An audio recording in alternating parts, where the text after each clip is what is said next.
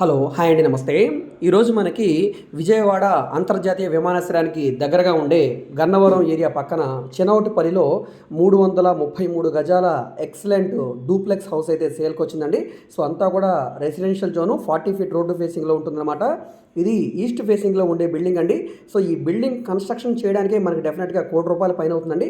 So మనకి ఇప్పుడు ఈ 333 గజాల ల్యాండ్ తోటి ఈ బిల్డింగ్ తోటి ఇప్పుడు మనకి కేవలం ₹1,10,00,000 ఫ్లెక్సిబుల్ ప్రైస్ అయితే సేల్కి వచ్చిందండి.